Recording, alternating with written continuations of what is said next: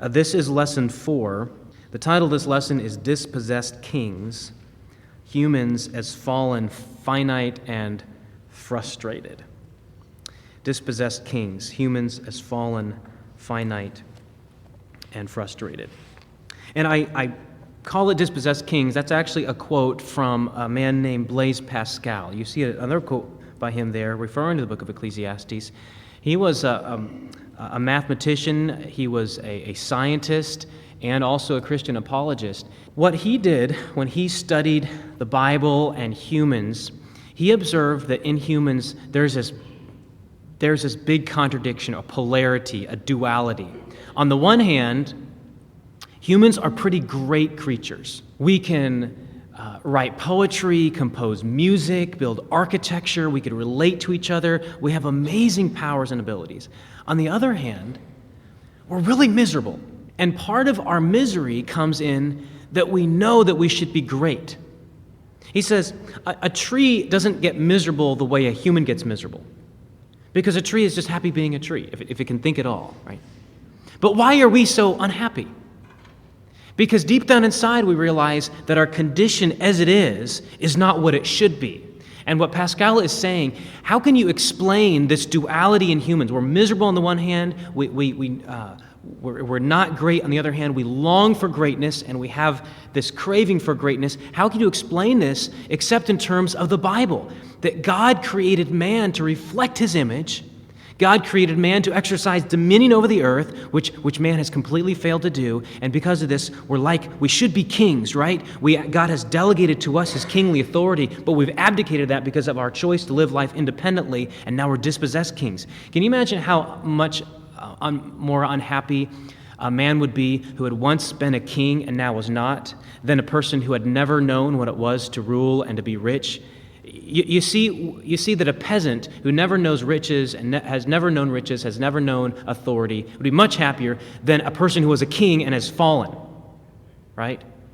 Because he knows he should be in a better condition. That's what the condition of humans is like.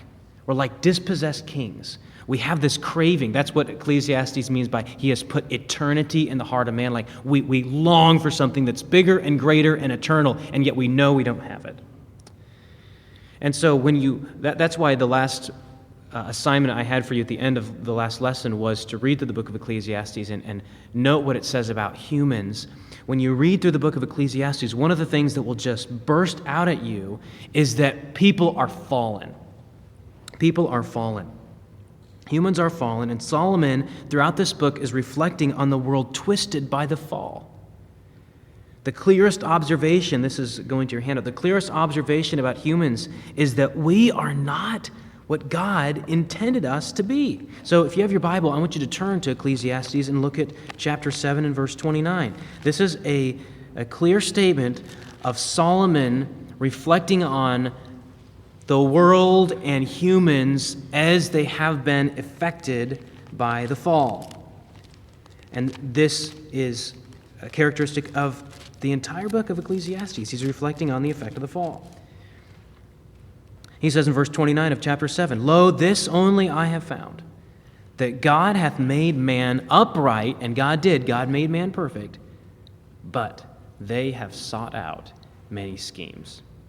I think that's a really concise statement of the effects of the fall, of God's intention for humans. God has made man perfect, but they have sought out many schemes. Okay, this fallenness, who is it true of? You're in chapter 7, look at verse 20. This fallenness is true of everyone. Verse 20 says, "For there is not a just man upon earth that doeth good and sinneth not." This is exactly what Paul is saying in Romans chapter 3. All have sinned and come short of the glory of God. There's no one that's done the right thing. Everyone has fallen. This fallenness affects everybody. How do we see this fallenness? How do we see the twistedness of the world now? Well, we see it especially in injustice.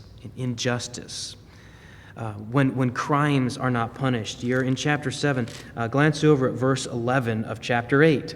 Ecclesiastes 8:11 says, "Because sentence against an evil work is not executed speedily, therefore the heart of the sons of men is fully set in them to do evil." When people see that crimes aren't punished, it's like, well, hey, they get away with it. Well, so can I.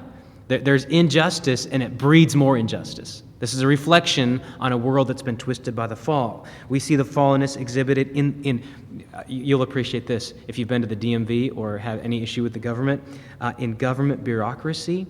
Look at chapter 5 and verses 8 and 9. Chapter 5 and verses 8 and 9. Solomon says this, if thou seest the oppression of the poor and violent perverting of judgment. You see, injustice is a big deal in a fallen world, and justice in a province, don't be surprised. Marvel not at the matter. Don't be surprised when you see people pocketing money for themselves or exacting more money than they deserve. For he that is higher than the highest regardeth, and there be higher than they. In other words, there is a hierarchy here, and people, the authorities know, and Solomon is saying, you've got this corruption that happens in governments. Okay, this is a reflection on the effects of the fall. We see injustice in the government, bureaucracy, in oppression.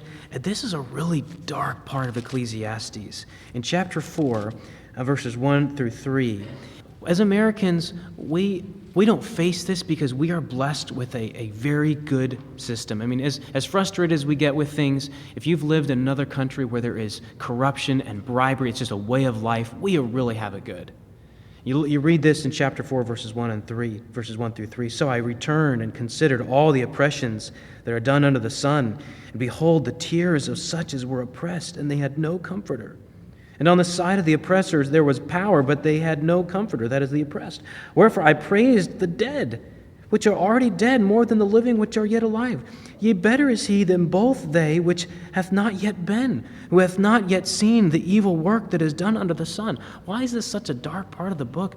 Because Solomon is saying there's some injustices that people face, some misery that it's so great, it's almost better not to have been born at all. We rarely think that deeply about evil. But there are some people that have gone through things and they'd rather have not been born at all. Now, as you look at the big picture of what's going on in Ecclesiastes, always remember, as you read these things, always remember, Solomon is working toward a point that God is ultimately going to bring justice. That's his final point, because God's going to bring every work into judgment with every deed, whether it be good or evil, with every secret thing. Like, nothing is going to go unnoticed. Nothing is going to go unjudged. Nothing is going to go without God's righteous evaluation, and we take hope and comfort in that. But meanwhile, we look at things that are so evil, it's almost like it'd been better for someone not to have been born.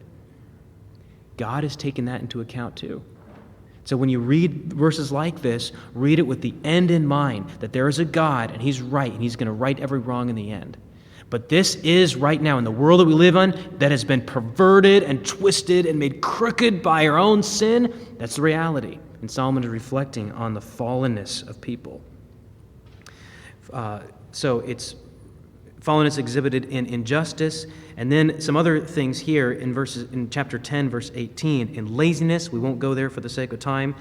In foolishness, in the Proverbs of Ecclesiastes, those sections in which Solomon is giving these wise sayings, he's contrasting the fools with the wise, and we're actually going to be looking at that in a couple weeks.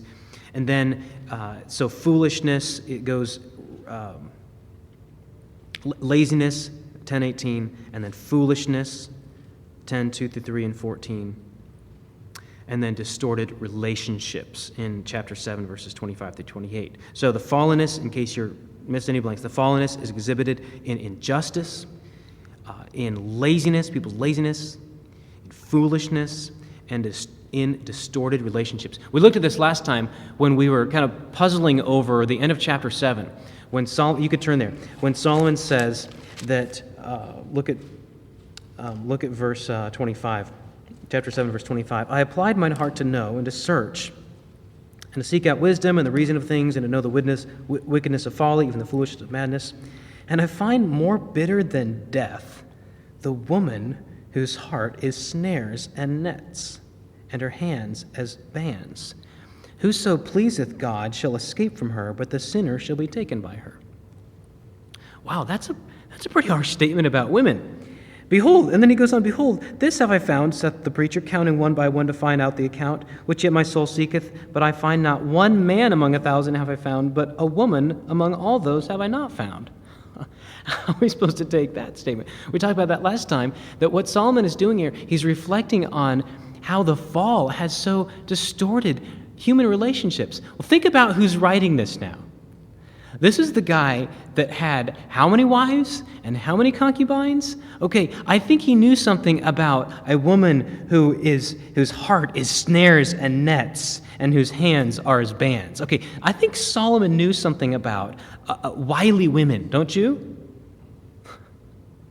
How much better would it have been if Solomon had heeded his own advice that he writes in Proverbs, that a man should love the one woman that God has given him, and the advice that he gives even in the book of Ecclesiastes when he says, take joy in the wife that God has given you, okay? But as it is, Solomon, because of his own sin, has experienced the bitterness of wily women. And what this is not a disparaging remark about women. What it is a reflection on how distorted relationships have become because of what? Because of the fall. Because of our wicked hearts, both men's and women's. So, distorted relationships. And to summarize what Solomon is saying about man's fallenness is this. Humans are miserable because we have, here's what goes in the blank, rebelled against God. We've rebelled against God. We see that in several verses there, 7:29 and 8:12 and 13. Okay, so we're looking at what does Ecclesiastes say about people, and what we're seeing is that, yes, it contributes to this central message that in the end, we need to fear God and keep His commandments because He's going to bring every deed into judgment with every secret thing, whether it be good or evil, and he's looking at people and saying, we are inherently, intrinsically fallen, sinful, and we see that exhibited in 1,000 different ways. Okay, well, what else about humans? Humans are finite in 3 ways that we'll note here. First of all, we're finite in our lifespan. Look for this. Look at how often Solomon reflects on man's finiteness. Okay, everything is coming to an end here. Our lives under the sun is coming to an end. As a result of our fallenness, everyone will die. That's what goes in the blank there. Go to chapter 2 and verse 14.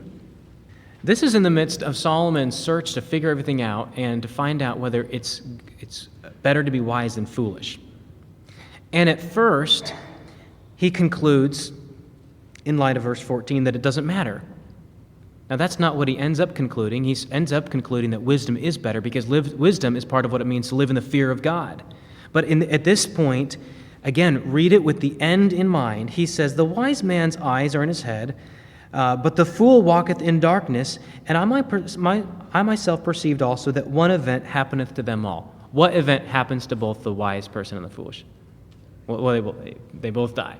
So Solomon says, okay, this guy was a complete idiot his entire life. I was a very wise man. We're both going to die, so what good did my wisdom do me? As a result of our fallenness, everyone will die, regardless of who they are. Go to chapter 6, the first 3 verses. He talks about a man. Look at verse 3, just to jump near the end of his little anecdote here. If a man beget 100 children and live many years, so that the days of his years be many, and his soul be not filled with good, also that he have no burial, I say that an untimely birth is better than he.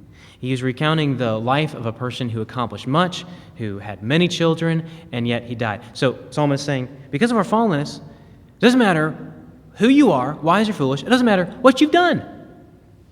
We're all going to die, just like the beast. Now, it can be a little troubling for us to read this in chapter 3 and verse 18, when Solomon writes, I said in my heart concerning the estate of the sons of men, that God might manifest them, and that they might see that they themselves are beasts. For that which befalleth the sons of men befalleth beasts, even one thing befalleth them. As the one dieth, so dieth the other.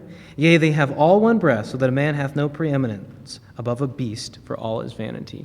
Now, on first glance, it might look like, is Solomon saying that that we don't have a soul, that it's just like your dog died, you die, same diff. What Solomon is reflecting on, again, this is life under the sun. This is life as we know it. Without God, without the hope of an afterlife, there is no difference. Unless you believe, and we know that Solomon didn't believe that humans don't go anywhere after they died, because near the end of the book, he says that after we die, your soul returns to him who made it. Okay, Solomon is not denying the afterlife at all. Don't misunderstand what he's saying there. What he's saying is everyone's going to die. And the fact that we're all going to die should make us consider what's going to happen to me after I die. That's Solomon's point here. But without reference to God, there's no saying that a human life is any different than the life of an animal. There's no saying that killing Cecil the lion is any worse or better than killing an unborn human.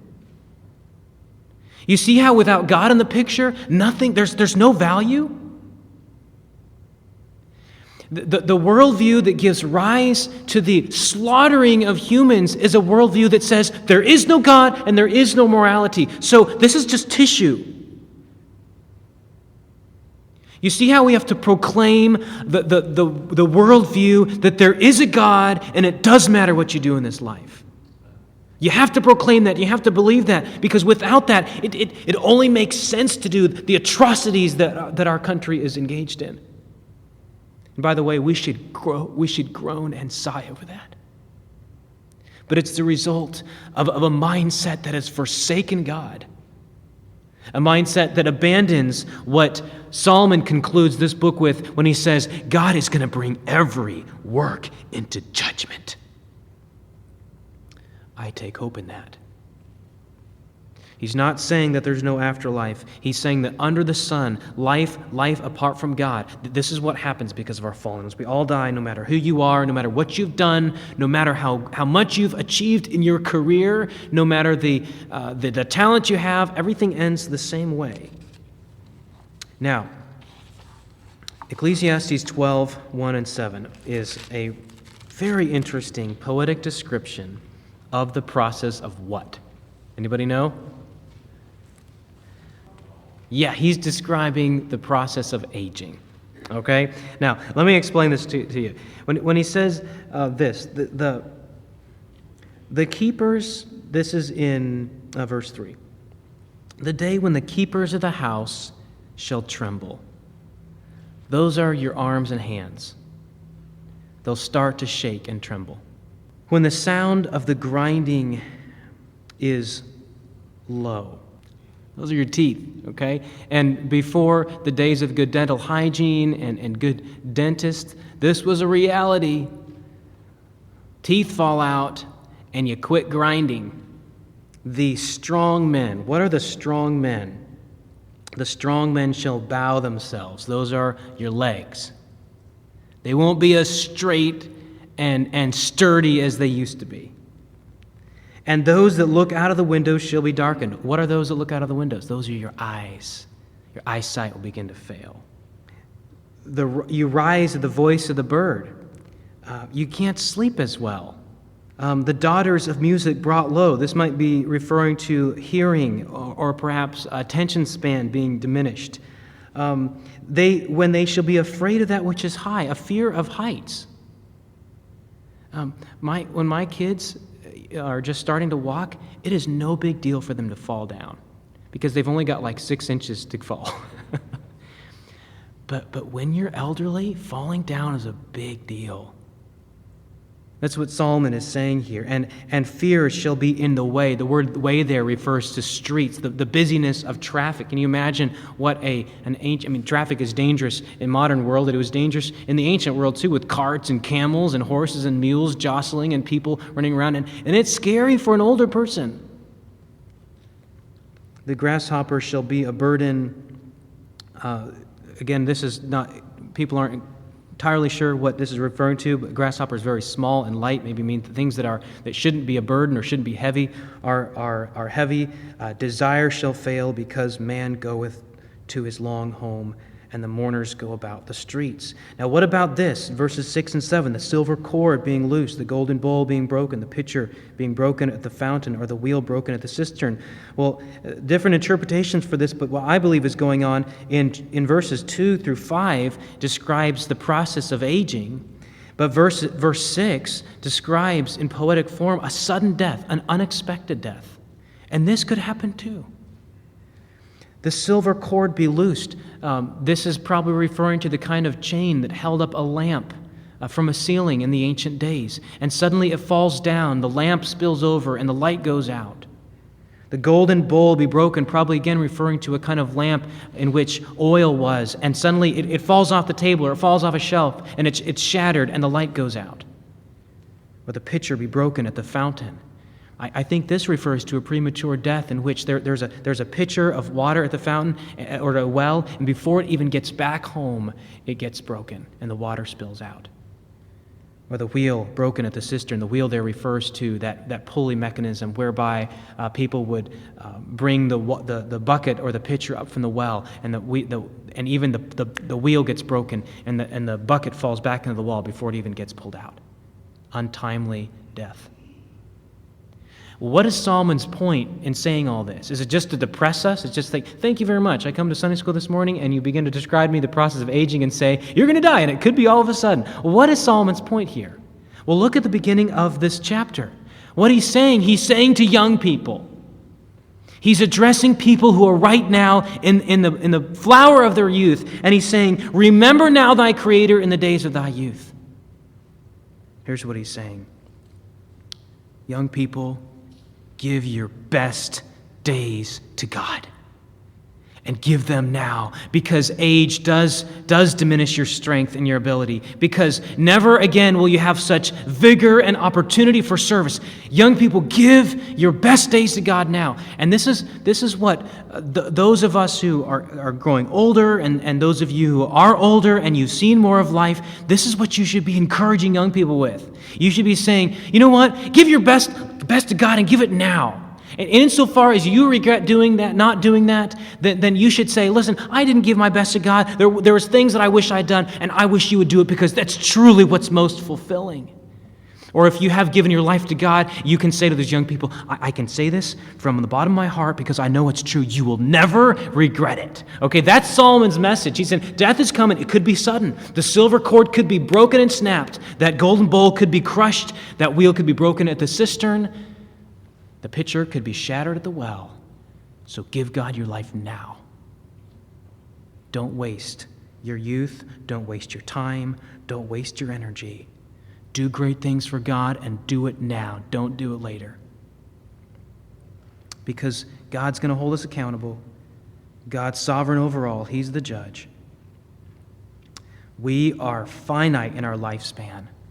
That's the whole point of Solomon saying, when you think, why is he reminding us that we're going to die? Okay, I don't want to think about that. The whole point of that is, it's going to happen, so you might as well think about it. And in thinking about it, you might as well conclude, the best thing I could do with my life right now is to serve God. Go to chapter 7 and look at verse 2. Now, I have had the privilege of doing a couple funerals. And in both cases, at least two, in both times, I've brought up this verse. It is better to go to the house of mourning than to go to the house of feasting. What is Solomon saying? It's better to be at a funeral than a party. Now, why? Why would it be better to go to a funeral than a party? Well, here's why it's better. Because a party is intended to make you forget that you're finite. A funeral reminds you, this is the end of my life. This is how I'm going to end. Okay.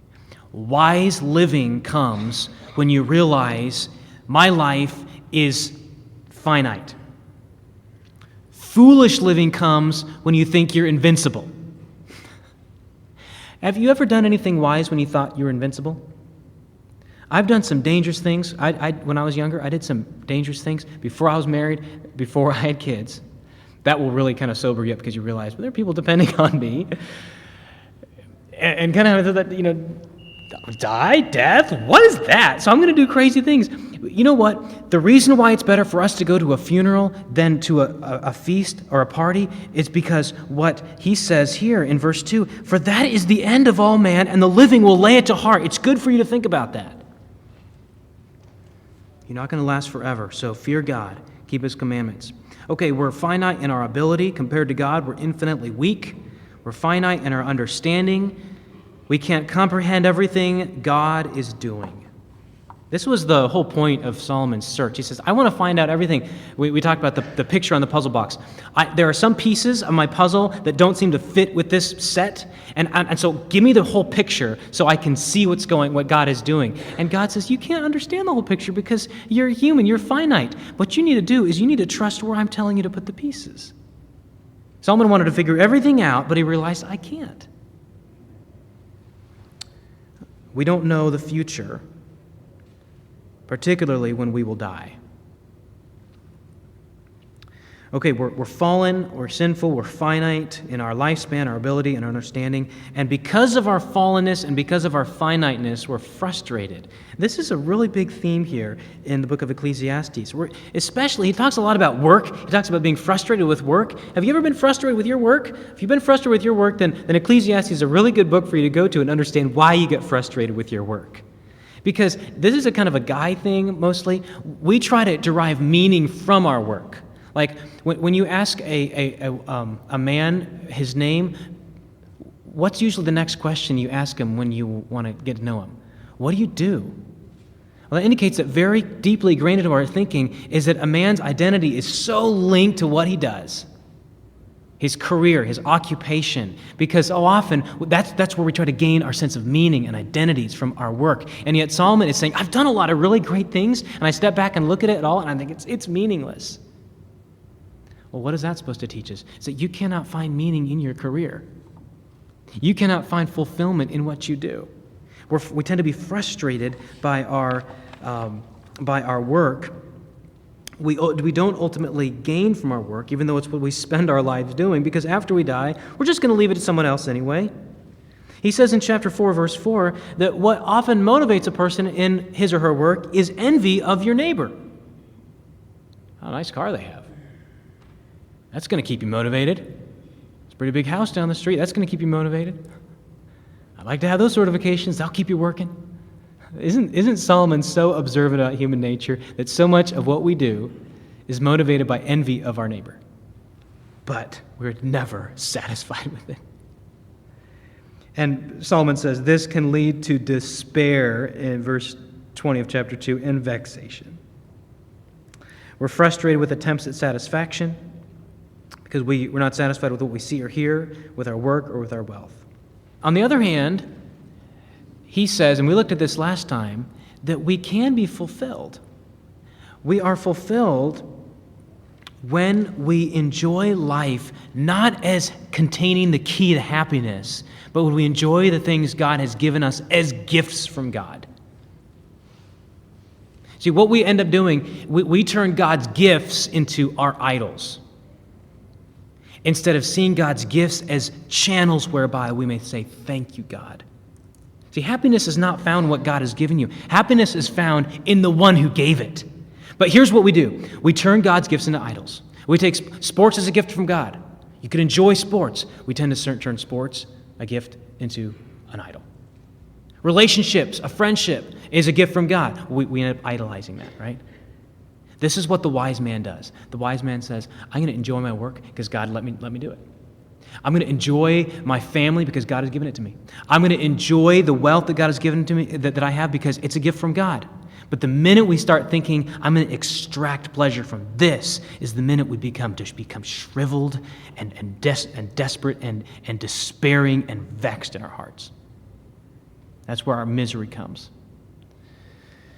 We can be fulfilled, but we're fulfilled only insofar as we see God's gifts as means to worshiping Him, as means to being satisfied, and not the container of satisfaction themselves. I'll stop there. I'm not going to continue this. We're going to pick this up next time. And to review, what we're looking at is in the book of Ecclesiastes, again, life under the sun doesn't contain the key to its own meaning. In a fallen world, life is perplexing, it's frustrated, we're fallen, we're finite, and yet there's a God who's sovereign over all, and in the end, he's going to bring every work into judgment. And so the best we can do is fear God and keep his commandments, because this is our whole duty.